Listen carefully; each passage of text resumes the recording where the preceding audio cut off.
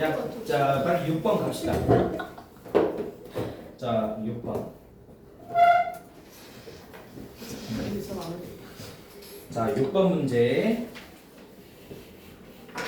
다음 표는 삼바오가 징집관들에게 분노하여 떠올린 마을 청년들의 비극적 처지이다. 빈칸 A, B에 해당하는 삼바오의 독백 구절을 찾았으래요. 독백 구절이에요. 독백 구절. 혼자 얘기하는 거. 첫 번째 천달. 삼바오가 상기하는 떠올린 청년들의 비극적 처지거든. 천달에 대해서는 뭐라고 했니? 그 뼈다귀 나오는 거야, 얘들아. 뼈다귀 나오는 거. 그치. 돌려준다는 것이 뼈다귀꾼이지. 6번.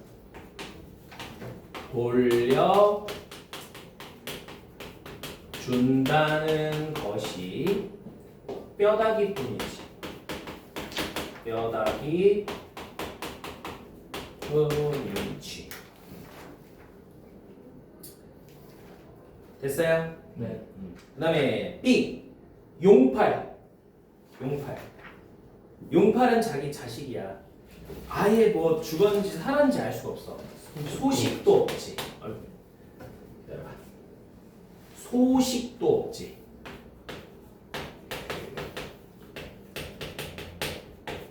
요겁니다. 이 어디 갔어? 몰라? 알았어. 더 이상 묻지 않을게. 자, 7번. 자, 7번 갑시다. 자, 다음 보기는 삼바오의 심리 변화를 설명했다. 본문에서 이러한 소시민의 체념적 인식을 직접적으로 보여주는 독백을 찾았으래요. 보기 보자. 징집관들을 본 삼바오는 분노하며 주먹을 불끈 졌지만 이내 국가의 거대한 폭력 시스템 앞에서 일개 뱃사공인 자신이 겪는 명백한 한계와 무력감을 깨닫고 눈물을 흘리게 된다. 자, 독백을 찾아 쓰는 거거든. 자, 요겁니다. 쓰세요, 이거는. 하는 수 없다는 생각이 들자. 요겁니다. 하는 수 없다는 생각이 들자. 하는 수 없다는 생각이 들자. 이거 뭐야? 자기가 이 전쟁 자체를 어때 극복할 수 없다는 거죠. 그래서 하는 수 없다는 생각이 들자. 자, 이렇게 골라 써주시면 돼. 8번 갑시다. 다음 보기를 참고하여 삼바오가 폭력적 현실에 맞서 주체적이고 능동적인 저항을 실천한 최종 결과를 서술한 문장을 찾았는데 단 이런 거 잘 체크해야 돼. 단 강으로 시작하래요. 자, 삼바오는 마을 청년들을 사지로 몰아넣는 징집관들을 배에 태우지 않기 위해서 그들이 오기 전에 닷줄을 풀고 노를 저어 불이 나게 배를 출발시킨다. 국가 권력의 횡포에 무기력하게 순응하던 소시민이 이웃을 지키기에 행한 매우 주체적이고 의미 있는 결단이다. 자, 일단 강으로 시작하래. 뭘까? 강기를 끊어버리고 만 것이다. 자, 미안한데 조심히 들어가. 네. 오케이, 땡큐. 자, 강기를 끊어버리고 만 것이다. 끊어버리고 만 것이다. 자, 강길을 끊어버리고 만 것이다. 8번이 8번.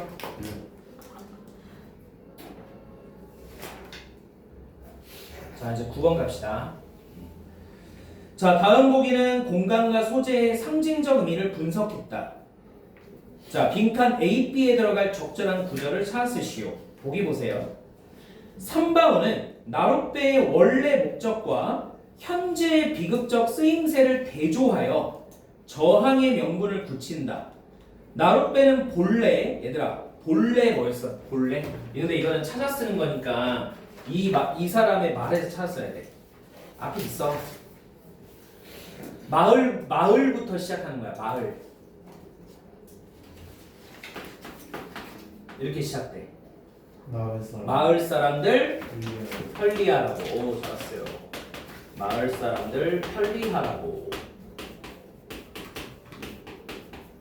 이렇게 마을 사람들 편리하라고 만든 긍정적 매개체였으나 전쟁이라는 비극 속에서는 권력자들이 자 저거로 시작해. 저거 자식 잡아가라고. 저거 자식 잡아가라고. 자, 저거 자식 잡아가라고 만든 폭력적 수단으로 전락하고 말았다는 것이 삼바오의 뼈저린 각성이다. 됐죠? 자, 그 다음에 10번. 자, 다음 보기는 결말부에 나타난 삼바오의 심리 변화입니다. 자, 빈칸 A에 들어갈 거를 찾으래요. 삼바오는 징집관들을 골탕 먹인 직후 용기와 통쾌함을 느꼈다. 그러나 권력의 명령을 거부한 자신의 소박하고 소극적인 저항이 가져올 후가가 뭐야?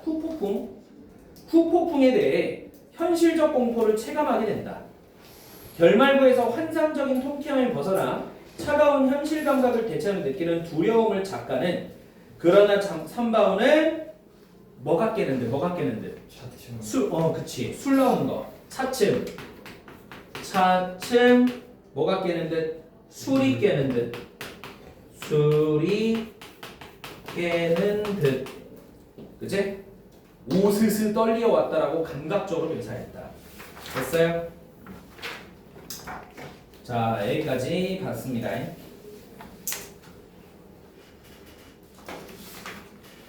잠깐만 얘들아. 자, 오케이. 자, 덮으시고 이거 이제 우리가 지난 시간에 했던 치숙이랑 오늘 한 나룻배 이야기 있죠? 요거 검사를 좀 안 하는 것 같아서 제가 풀고 채점해서 다음 주에 보여주세요. 가면서 볼게요. 그래서 안 해온 사람은 그날 풀고 가셔야 돼. 알겠지? 그래서 자 이따가 이거 주겠습니다. 자 요거 피세요.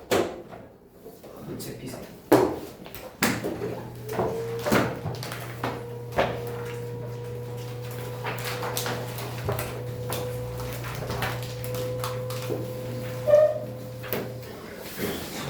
이거 좀 끕시다.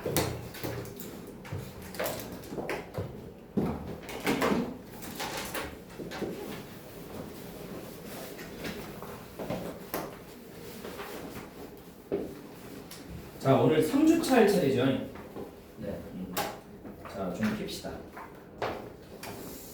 몇 시야?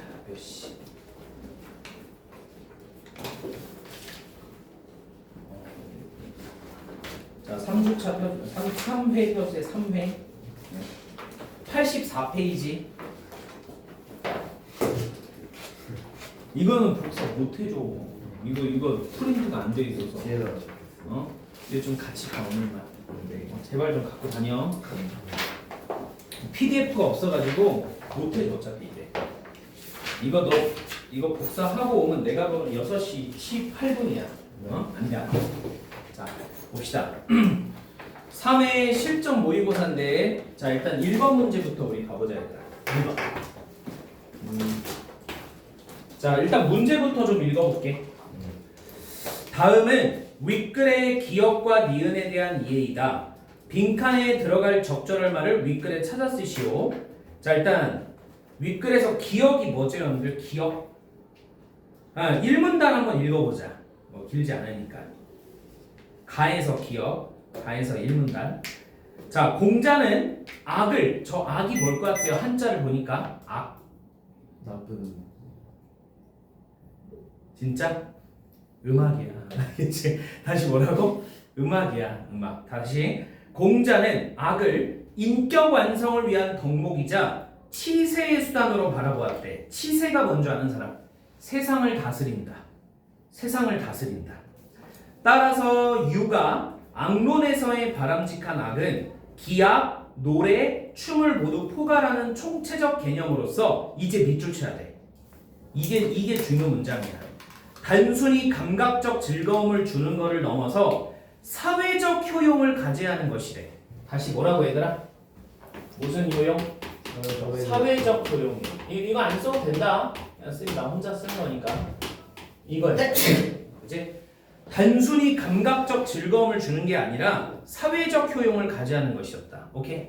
예를 들어 BTS가 어쨌든 전 세계적으로 유명하잖아. 응? 그 사람들이 노래를 만들어서 한국 문화에 대해서 이렇게 알리잖아. 그러면 그 파장이 있어 없어? 엄청 크죠. 맞지? 그죠? 또 많은 세계인들이 우리나라에 대해서 관심을 가지게 되잖아요. 맞지? 그러니까 그런 거야, 그런 거. 단순히 그냥 노래 들으면서 좋은데? 이게 아니라는 거죠. 그치? 자, 그 다음 공자는 이러한 음악의 효용에 관심을 기울이고 음악을 통해 어질, 인이 뭔 줄 알아? 남을 사랑하는 마음이야. 알겠지? 자, 인을 이룰 뿐만 아니라 사회를 바람직한 방향으로 이끌고자 했대. 이제 기억 봐봐. 악을 운운함이 종을 놀리고 북을 치는 것을 말하는 것이겠는가? 라는 말에서 음악의 역할에 대한 그의 생각이 잘 드러납니다. 이제 밑줄 치세요. 이때 밑줄 치세요. 공자는 고대 순임금의 음악을 전범으로 삼아 자, 악을 통해 마음을 수양하고 풍속을 순화시키고자 했대요. 자, 그러면 1번 문제 와보세요. 기억은 음악이 종을 울리고 북을 치는 것 같은 감각적인 그치는 것이 아니라 1번 뭐가 있어야 되는 본 것이다. 자, 요거요. 사회적 효용이에요. 1번. 알겠지? 동그라미 1번에 사회적 효용이야. 자, 그 다음에 이제 우리 니은 가야겠네. 니은 얘들아. 자, 마지막 문단 볼래? 나에서 마지막 문단. 여기 나 그리지? 마지막 문단. 풀어줘야 자, 보세요. 세조는 자주적인 악을 통해 왕도 정치를 실현하고자 하는 세종의 뜻을 이루고자 노력했대. 그러니까 봐봐요. 조선시대 때 세종대왕 그리고 첫째 아들이 누구냐면 문종. 문종이 일찍 죽었죠? 그리고 문종의 어린 아들이 누구죠? 단종. 쫓겨나서 죽었죠? 그래서 쿠데타를 통해서 왕으로 올라간 자가 누구야? 세조. 세조는 세종대왕의 둘째 아들이야. 둘째 아들. 알겠지? 그러니까 사실 이 단종은 자기 숙부한테 쫓겨난 거예요. 자, 봅시다. 자, 그는 음악의 요체는 인심을 선량하게 하는 데 있다고 보고 음악을 통해 풍속을 개량하려고 했대. 자, 밑에서 5번째 줄 봐봐. 이제 하늘과 땅의 제사를 지낼 때 향악을 쓰지 않는다는 전대의 전통을 깬 것인데 그는 제사를 마친 후 선왕이 뭘까 얘들아? 선왕? 전대왕. 다시 뭐라고 얘들아? 전대왕. 자기 이전에 있었던 왕이야. 알겠지? 자, 전대왕의 뜻이 드디어 이루어졌다라고 기뻐했다. 야, 마지막 문단의 첫 번째 줄에 뭐 있었어? 세조는 자주적인 음악을 통해 왕도 정치를 실현하고자 했던 아버지 누구의 뜻을 계승하려 했다고? 세종. 맞지? 그러면 밑에서 연대 다시 세 번째 줄 니은 봐봐. 선왕의 뜻이 드디어 이루어졌다. 이 선왕이 누구야? 세종. 알겠니? 세종대왕의 뜻이 드디어 이루어졌다라고 기뻐하였다. 누가 기뻐해? 세조가 기뻐했다고. 그래서 이러한 경향은 후대에도 확대됐고 제사와 예식에서 향악의 사용이 점차 늘어납니다. 이제 밑줄 쳐요. 이처럼 음악을 바탕으로 하는 무슨 정치? 왕도 정치 동그라미. 왕도 정치를 실현하려 했던 조선 지배층의 노력은 중국 음악을 계승 또는 극복하는 방향으로 다양하게 전개됐대요. 이제 우리 1번의 니은 봅시다. 1번 문제 보세요. 니은에서 세조는 중국주의, 중화주의에 매몰되지 않고 주체적이고 자주적인 음악을 세우고자 했던 세종대왕의 노력을 이어받았다고 했다. 즉 주체적인 음악을 통해 이 정치를 실현하고자 했던 세종의 의도가 달성됐음을 의미한다. 자, 그러면 이번에 무슨 정치 써주셔야 돼? 왕도 정치. 됐죠?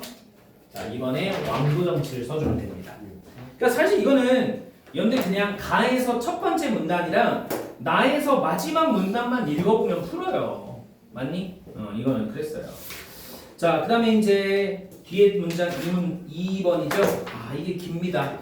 이게 좀 기네요, 지금 보니까. 자, 2번. 자, 일단 문제부터 한번 봐볼게, 얘들아. 문제부터. 윗글의 가와 나를 바탕으로 보기를 이해했을 때 빈칸에 들어갈 적절한 말을 윗글에서 찾았으래요. 자, 일단 보기부터 봅시다. 자본주의 국가인 A국은 벼의 유전 정보를 분석하는 B 교수에게 연구 자금을 지원해서 국가 경쟁력을 강화하고자 했대. 자, 벼에서 상업적으로 활용 가능성이 높은 유전자를 확인한 B 교수는 이에 대한 논문을 작성해서 세계적으로 권위 있는 C 학술지에 투고했대요. 자, 한번 딱 끊어줄까? 딱 끊어봐. 그런데 C 학술지에서 논문을 실으려면 B 교수가 연구 과정에서 확보한 데이터베이스를 완전히 무료 동그라미 무료로 공개한다는 조건을 제시하자 B 교수는 데이터베이스를 공개하여 특허권을 이용한 경제적 이익을 포기하는 것은 자 밑줄 쳐 A국이 자신의 연구를 지원한 취지에 어긋난다고 판단하여 논문 투고를 취소했대요. 그러면 저 학술지 측의 요구를 받아들인 거야, 거절한 거야? 거절한 거죠, 결국에는. 맞지? 자, 일단 이런 내용이야, 지금. 그럼 밑에 이제 첫 번째 좀 봐봐. 머튼의 입장에 따르면, 그럼 이제 우리가 당연히 뭐부터 찾아내야 돼? 머튼부터 우리가 봐야 돼. 얘가 뭔지 알아야 풀 거 아니에요, 우리가. 맞죠? 머튼이 뭔지. 자, 봐보세요. 근데 봐보세요. 자, 가에서 우리가 어딜 봐야 되냐면 얘들아, 이문단 봐봐. 가에서 이문단을 보면 다섯 번째 줄에 첫째 보여? 첫째? 빨리 봐. 찾았어? 안 찾았어? 찾았죠? 첫째 동그라미. 이문단 다섯 번째 줄에 첫째. 자, 보편성 규범은 과학적 연구의 타당성은 인종, 성별 등의 생물학적 배경이나 국적 신분 등의 사회적 배경과는 상관없이 순수하게 비인격화된 정당화 기준에 따라 평가받아야 한다는 것이다. 자, 그다음 둘째, 자 공유성 별표. 공유성 규범은 모든 과학적 발전은 사적으로는 소유돼서는 안 되고 개방적 교류를 통해 신속히 다른 과학자들과 공유되어야 한다는 것이다. 모든 과학적 발견은 다른 과학자들의 연구 성과를 바탕으로 이루어지므로 과학자 공동체의 집단적 노력의 산물이기 때문이다. 그래서 머튼이 이렇게 얘기한 거야. 응? 그럼 다시 와봐. 문제로 와봐요. 자, 문제 보기 밑에 봐봐. 머튼의 입장에 따르면 첫째, B 교수가 C 학술지를 통해 벼의 유전 정보에 대한 논문을 공개하는 것. 둘째, B 교수의 연구가 다른 과학자들의 연구 성과에 기반하여 이루어진 것으로 볼 때 보기의 사례는 1번 규범 측면에서 객관적인 과학기술의 창출을 보장해 줄 수 있다. 보편성 규범이야? 공유성 규범이야? 만약에 교수가 공개했으면 그치? 그러니까 공개했잖아. 공개성이 맞긴 맞거든? 근데 저 글자 그대로 써줘야지. 공유성 규범인 거야. 알겠니? 그러니까 머튼의 입장에 따르면 만약에 B 교수가 야, 저 보기에서는 B 교수가 받아들였어. 취소했어? 취소했지. 근데 만약에 받아들였다고 쳐본다는 거야. 그럼 머튼의 입장에서는 저 B 교수가 이 세계의 과학을 발전시킨 거라 평가할 수 있다는 거지. 그러니까 예를 들어 여기 수학 선생님들 많잖아. 그죠? 수학 선생님들 많은데 수학 선생님들끼리 예를 들어 모르게 나도 뭐 지금 여기 뭐 다닌 지 얼마 안 됐으니까 100%까지는 모르겠지만 이 학원은 하지 말자. 그럼 하지 말자. 다른 단과 학원이라고 쳐보자. 그죠? 그러면 같은 과목 선생님들이 있어 없어? 있잖아. 그 사람들끼리 연대 경쟁해야 해 안 해? 하겠니 안 하겠니? 경쟁. 하죠. 학생 수 자체가 자기들의 수익인데. 맞죠? 그러면 자기들이 갖고 있는 자료, 자기가 직접 만든 자료, 날밤 까서 만든 자료들을 다 100% 공유할까? 보통 공유 안 할까? 안 하죠. 안 하죠. 알겠죠? 그럼 머튼의 입장에 따르면 그 공유하지 않는 조직은 긍정적이야, 부정적이야? 머튼 입장은 부정적인 거야. 이해가니? 이해 갔어? 오케이? 이 학원은 어떻게 하는지 모르겠고. 어쨌든 자, 그래서 이 머튼의 입장에 따르면 자, 뭐 해야 된다는 거야? 뭐 해야 된다는 거야? 공유성. 공유를 해야 된다는 거야, 얘들아. 알겠지? 그래서 동그라미 1번에 뭐 써줘야 돼? 공유성 규범 이렇게 써주세요. 이거 이해 갔죠? 자, 그 다음 이제 우리가 뻔을 가야 돼. 뻔을 얘들아. 뻔을 읽어봐야 돼. 자, 뻔을. 일단은 밑에부터 읽어보고 갈게요. 뻔을의 입장에 따르면 B 교수가 벼의 유전정보 공개 여부를 결정하는 과정에서 A국의 입장을 고려한 것은 과학의 효율적 활용을 저해하는 2번 사회의 폐해가 드러난 사례로 볼 수 있다. 자, 일단 번호는 여러분들 나들이거든요. 자, 87페이지에 위에서 세 번째 줄 봐보세요. 맨 위에서 세 번째 줄. 자, 읽어볼게요. 번호는 순수과학은 기술을 낳고 기술과 생산의 기반위에서 발전한다며 순수과학과 기술이 밀접하게 연관되어 있다고 주장했다. 순수 과학만을 외치는 과학자들은 엘리트주의적인 위선에 물든 사람들이라고 간주했고 이러한 과학자들은 과학과 기술을 구별함으로써 과학의 물적 기반을 스스로 부정한다고 보았다. 자, 이제 밑줄 쳐 얘들아. 사회주의자인 버널은 과학의 발전에 대해서 긍정적이고 낙관적인 생각을 갖고 있었지만 자본주의는 계속 밑줄 쳐야 돼. 자본주의는 구조적 한계들 때문에 과학을 효과적이고 인간적으로 발전시키지 못하고 비판했다. 왜? 자본주의 사회에서는 이윤지향적 성향을 지닌 지배계급이 과학자들이 행하는 연구의 방향성, 규모, 활용 등을 결정해서 생산체제의 비효율성과 비인간성을 야기시킨다는 거야. 뭔 말인지 알겠어 얘들아? 이거 봐봐 잠깐만 봐봐.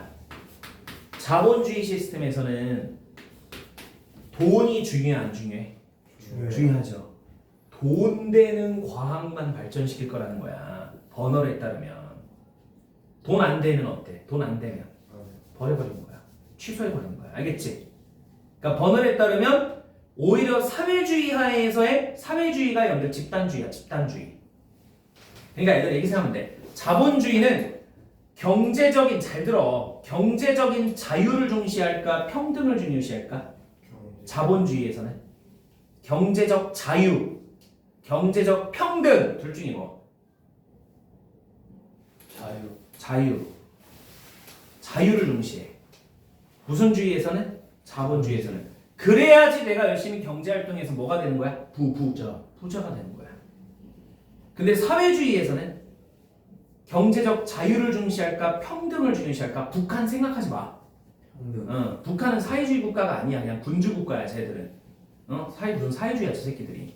다시 북한을 생각하니까 북한을 적용해서 사회주의를 왜곡하지 말라고. 알겠지? 사회주의는 좋은 거야 여러분들. 지금의 이 나라가 하는 모든 복지일바 알지? 너희 청년들이 받는 복지 정책들 되게 많거든? 이거 다 무슨 주의에서 따온 거야? 사회주의 다 따온 거야 얘들아. 우리 세대는 순수 자본주의 시대에 살아본 적 없잖아. 순수 자본주의 시대에서는 정말 인간이 비참했어요. 돈 없으면 뭐예요? 인간 이하예요. 인간이야. 돈 없으면 잉여로 취급됐다니까. 근데 내가 선천적으로 돈이 없을 수도 있잖아. 또 몸에 장애가 생겨서 돈을 못 벌 수도 있잖아. 이런 거 하나도 취급을 안 해주는 게 자본주의야. 알겠니? 사회주의가 등장했기 때문에 각종 복지 정책들이 등장한 거야. 그러니까 북한 생각하지 마시라고. 북한은 사회주의 아니야 여러분들. 알겠지? 다시 사회주의는 경제적 뭘 중요시해? 평등이야. 다 같이 누리는 걸 중요시하는 게 사회주의야. 알겠니? 그러니까 이 버널에 따르면 오히려 사회주의가 과학 발전에 도움이 된다는 거야. 근데 자본주의에서는 돈만 되는 과학이 발전할 거라는 거지. 자, 그럼 이제 우리 답 고를 수 있습니다. 답 쓸 수 있습니다. 자, 보세요. 버널의 입장에 따르면 B 교수가 벼의 유전정보 공개 여부를 결정하는 과정에서 A국의 입장을 고려했다는 것은 철회했잖아. 철회. 과학의 효율적 활용을 저해하는 무슨 주의 사회의 문제점이군? 자본주의. 오케이, 잘하셨어요. 자본주의. 됐죠? 이게 갔나요? 그 다음 3번 봅시다.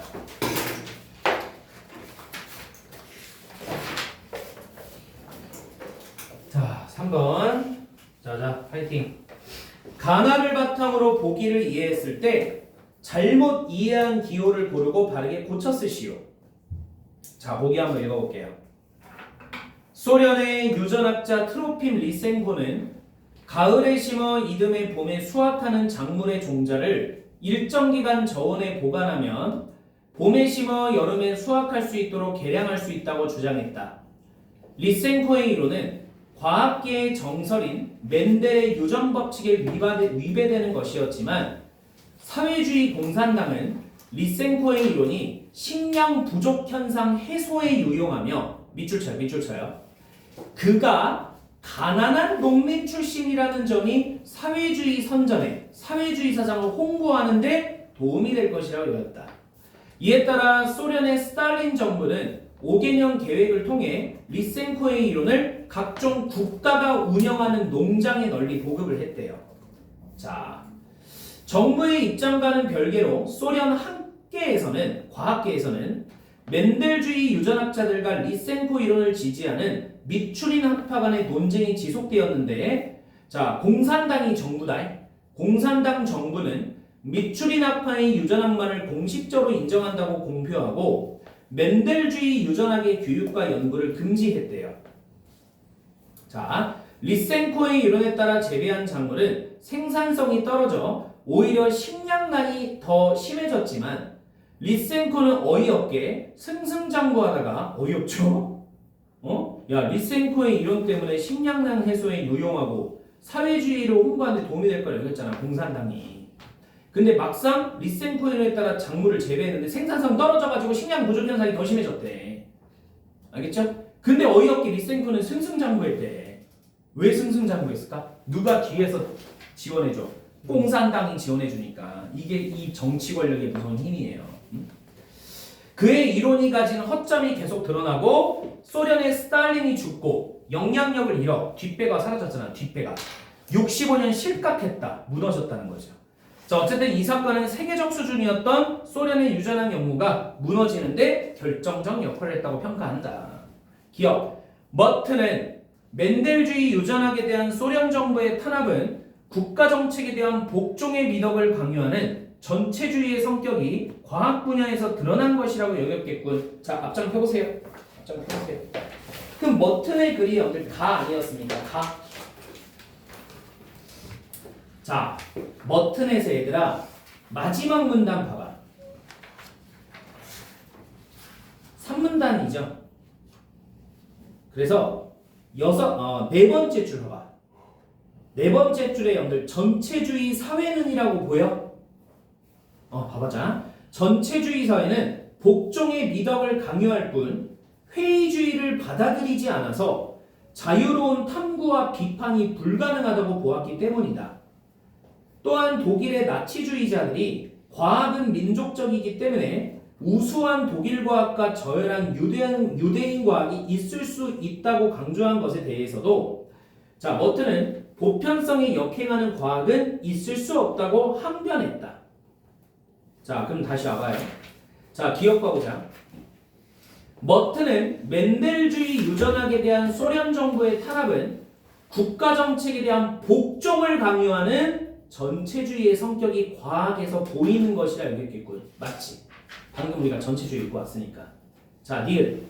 버널은 리센코의 이론이 5개년 계획에 반영된 것이 과학자가 자신의 연구를 통해 사회 발전에 기여하는 방법을 보여준다고 버널은 평가했겠군. 맞아. 소련은 자본주의야, 사회주의야? 사회주의지. 맞지? 그래서 니은 맞아. 디귿이 틀렸어요. 볼까?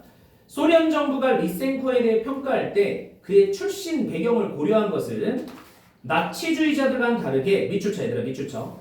과학자의 생물학적 배경. 자, 얘들아, 보기에서 세 번째 줄 끝에 봐봐. 그가 지금 누구야? 트로핌 리센코야. 이 사람이 무슨 출신이라고 써있지? 가난한 그 보기의 세 번째 줄 끝에 가난한 농민 출신이란 게 보여 얘들아? 농민 출신이 생물학적 배경이야? 생물학적 배경이란 뭐야? 뭐 유대인, 알겠니? 게르만족, 한민족 또는 뭐야? 남자, 남성 또는 여성 이런 거야. 알겠니? 생물학적 배경이 아니야. 뭐라 바꿔야 될까? 바꿔주세요. 사회적 배경이에요. 알겠지? 이 사람이 농민 출신도 있고 부자 출신일 수도 있잖아. 근데 그게 생물학이 아니라고 얘들아. 무슨 말인지 알겠지? 자, 그래서 뭐가 틀렸다고요? 디귿이 틀렸어요. 네. 자, 그러니까 뭐 이런 느낌이야, 얘들아. 잠깐만 시간. 이런 느낌이야. 그러니까 A라는 사람이 애초에 막 부잣집에 막 한 100억대 부잣집에 자식을 태어났어. 그리고 막 어때? 자신의 삶을 성공시키는 막 그런 일대기를 독자들한테 보여줘. 그러면 많은 독자들한테 그런 감명을 좀 줄까? 과연? 우리가 그 글을 읽거나 그런 영화를 보면 무슨 생각이 들죠? 그냥 뭐 걔는 뭐야? 원래 뭐니까? 부자였으니까 이런 생각이 될 거 아니야. 근데 지금 예를 든 거야. 이 사람이 막 몸에 장애를 갖고 있기도 하고 굉장히 어렵게 산 사람인데 그걸 극복해서 막 100억대 부자가 되는 연들 장면의 소설이나 영화 있다고 쳐봐. 그럼 많은 독자들에게 감명을 줄까 안 줄까? 주죠. 이해가? 근데 지금 리센코가 연들 무슨 출신이라고? 부자야 빈자야? 빈자 출신이잖아. 맞아? 그러니까 그래서 공산당 글을 지원하면 많은 사람들에게 효과를 줄 것이라 판단했다는 소리야. 근데 생물학적 배경이라 써있으니까 틀린 거예요. 이해가요? 넘어간다 이제. 자, 그 다음에 우리 4번으로 넘어갑시다. 4번. 4번 보세요. 이제 소설입니다. 보기는 판소리계 소설에 드러나는 서술 양상을 설명했다. 보기를 바탕으로 A와 B를 이해했을 때 빈칸에 들어갈 적절한 말을 찾아 쓰시오. 자, 보기 한번 봅시다. 판소리는 창과 안일이로 구분되는데 노래 부분에 해당하는 창을 진행하는 방식은 다양하다. 판소리 창자는 창을 할 때 관찰자의 입장이 돼서 특정 장면이나 사물에 대해 파악한 내용을 한정적으로 전달하기도 하고 작중 인물들의 대화를 재현해 밑줄 사건이나 갈등을 드러내기도 한대. 자, 그 다음 서술자의 목소리나 말투를 취하면서 자, 작중 인물의 사고 감정을 투영시켜 내용을 전달하는 경우도 있습니다. 이때 창자는 서술자로서 자신의 신념이나 태도를 감추고 작중 인물의 입장이나 상황을 중점적으로 묘사하죠. 판소리 창자는 창을 통해 거시적 사건의 진행 과정을 요약적으로 전달하기도 하고 작중 인물의 속마음을 독배 형식으로 드러내기도 하고 이렇게 창의 서술 양상을 파악하면 판소리를 재미있게 볼 수 있다고 합니다. 자, A 볼까요? 자, A가 바로 왼쪽에 있어야 되라. 얼씨구나 절씨구 요내 평생 원하기를 왕배탕이 원이더니 다행히 만났으니 밑줄 쳐요. 맛 좋은 진미를 비어 먹어보자. 지금 누가 이 말을 한 것 같아? 바로 위에 올라가면 있잖아. 호랑이야. 오케이, 그럼 호랑이가 자라를 보고 뭔 생각하는 거야? 90페이지야 지금. 호랑이가 자라를 보고 맛 좋은 진미라고 하는 거야 지금. 오케이. 그다음 자라가 기가 막혀. 아이고 나 자라 아니요. 그러면 네가 무엇이냐? 나 두꺼비요. 네가 두꺼비면 더우 좋다. 너를 산채로 불에 살라 술에 타 먹었으면 만병회춘 명약이라. 두 말 말고 먹자. 으르앙. 자, 밑줄 쳐. 자라가 기가 막혀. 아이고 이 급살 맞을 것이 동의보감을 살라서 먹었는지 먹기로만 되는구나. 바로 밑에 와봐. 그래서 별주부가 한 꾀를 얼른 내고 꽤 목을 길게 빼어 호랑이 앞으로 바짝바짝 달려들어. 자, 목 나가오 이렇게 했대요. 자, 그러면 이제 우리 오른쪽 와보세요. A는 자라를 맛보고 싶은 호랑이의 기대감을 드러내며 이러한 작중 인물의 대화 속에서 1번을 드러내고 있다. 자, 1번 뭐예요? 호랑이와 자라 간의 뭐겠니 얘들아? 갈등. 얘들아, 보기의 세 번째 줄 봐봐. 작중 인물들의 대화를 통해 사건이나 뭘 드러낸다? 갈등. 보기를 준 거는 보기를 잘 봐야 돼요. 보기를 안 보면 안 돼요. 되게 꼼꼼하게 봐주셔야 돼요. 보기는. 알겠지? 자, 그 다음 B 한번 볼게요. 왼쪽에 B. 자, 우리 수국 퇴락하여 천역한 기와집을 내 솜씨로 올리려다 목으로 철컥 떨어져 이 모양이 되었으니 명이더러 물은즉 호랑이 쓸개가 좋다 하기로 돌이랑 귀신 잡았다고 호랑이 삼양 나왔으니 네가 일찍 호랑이냐 쓸개 한번 못 주겠냐 돌이랑 귀신게 있느냐 비수검 드는 칼로 이 호랑이 배 갈라라 앞으로 바짝 끼어들어 돌이랑 호랑이 다리를 꽉 물고 뺑 돌아오니 어찌 호랑이가 아팠던지 거기서 의주 압록강까지를 당도했겠다. 자, 지금 뭐 한 거예요? 자라가 꾀를 내서 호랑이에게 뭔가 반격하는 거 아닙니까? 자, 그러면 이제 우리 오른쪽 가보세요. B는 작중 인물인 자라의 입장에서 호랑이를 겁주게 한 말과 행동을 묘사해서 자라의 뭐 써야 돼요? 사고. 상황이에요. 상황. 일단 쓰세요. 상황 쓰고요. 그리고 부연 설명 좀 쓰자. 답은 상황이야. 답은 상황이야. 자라의 이건 부연 설명이야. 순발력과 기지. 꽤. 뭐 호랑이에게 잡혀가도 뭐 정신만 차리면서 한다 알지? 그런 거. 됐죠? 자, 이제 5번 갑니다. 자, 5번.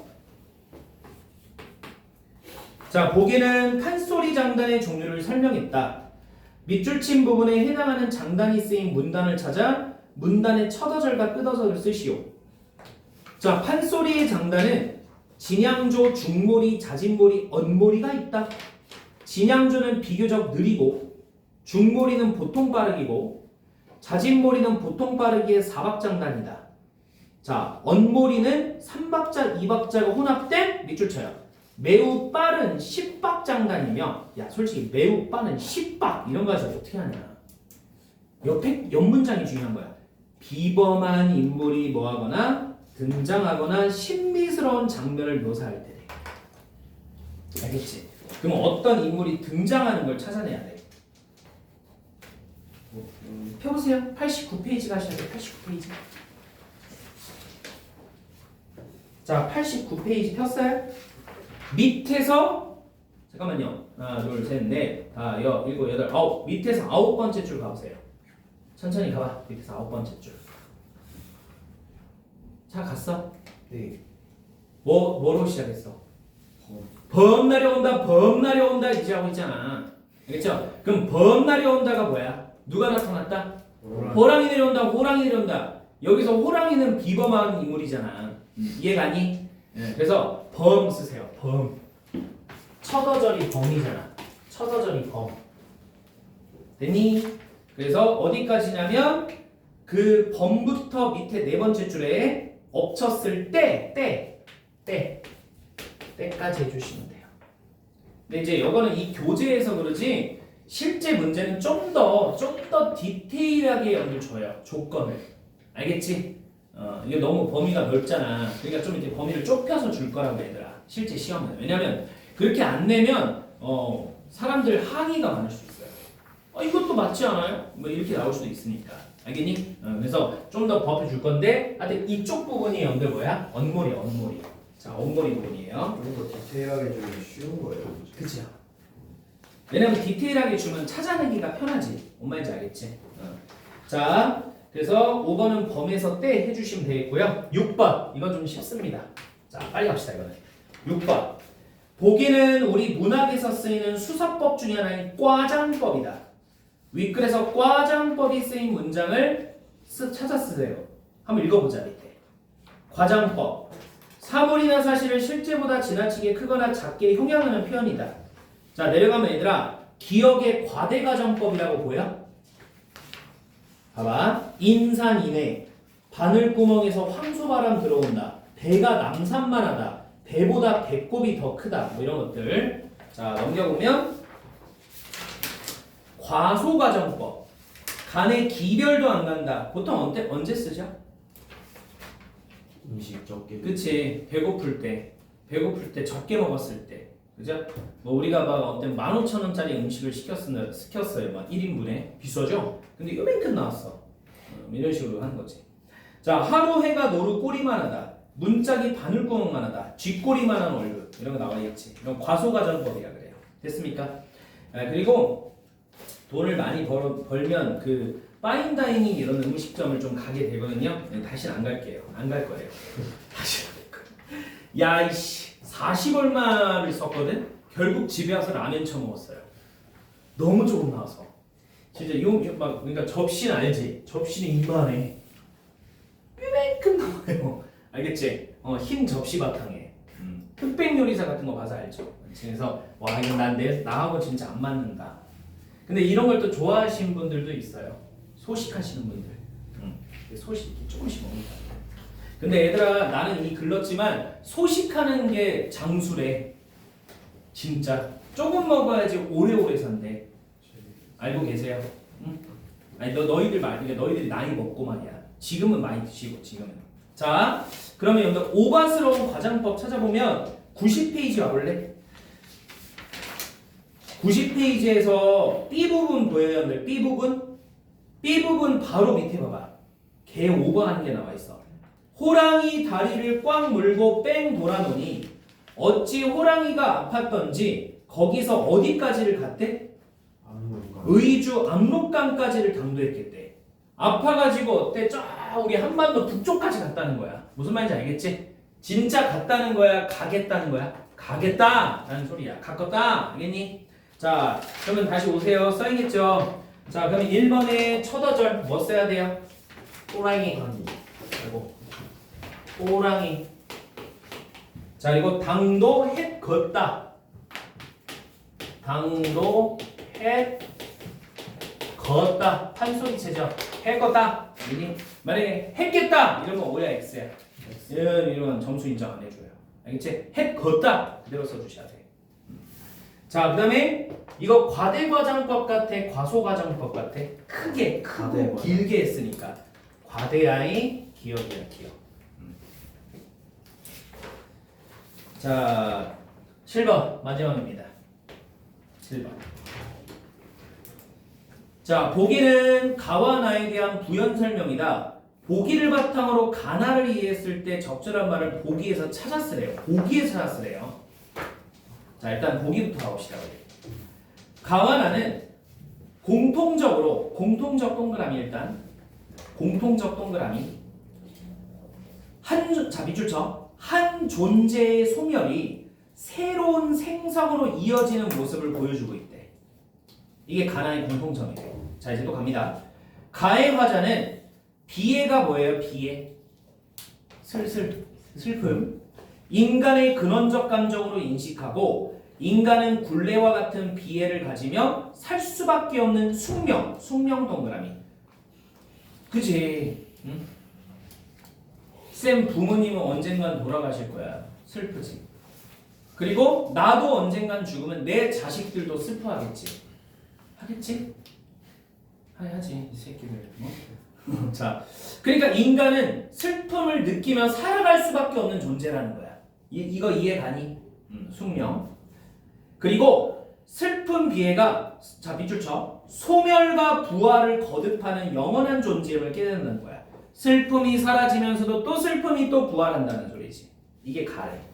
그 다음에 나의 화자는 잎과 꽃이 사라진 뒤야 생성되는 꽃씨를 보며 자 인간이 밑줄 쳐 내적 성숙을 이루는 과정을 깨닫고 있습니다.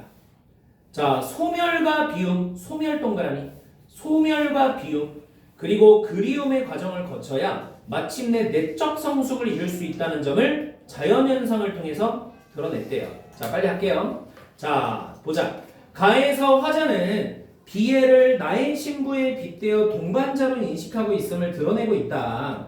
그런 슬픔이 이제 나의 청춘이 다한 어느 날 죽었다는 것은 비애를 젊은 시절에 늘 자기와 함께하는 운명적 이거는 같이 갈 수밖에 없다는 거야. 그럼 보기에서 찾았으면 운명하고 비슷한 연결 단어가 뭐였지? 숙명이야. 숙명 써주시고요.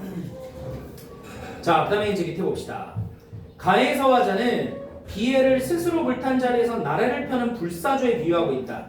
자 밑줄 불에 탔지만 나래를 다시 편다는 것은 부활을 의미하는 것으로 불사조는 뭐했지만 다시 새롭게 부활되고 생성되는 속성이래. 소멸이야, 소멸. 그러니까 이거는 문맥만 잘 파악해도 충분히 넣을 수 있어요. 됐지? 왜냐면 보기에서 찾아 쓰는 거니까. 자, 8번. 나시에서 추상적 대상을 구체적으로 형상화하면서 밑줄. 야, 이거 그냥 무슨 법 연들 고르라는 거야?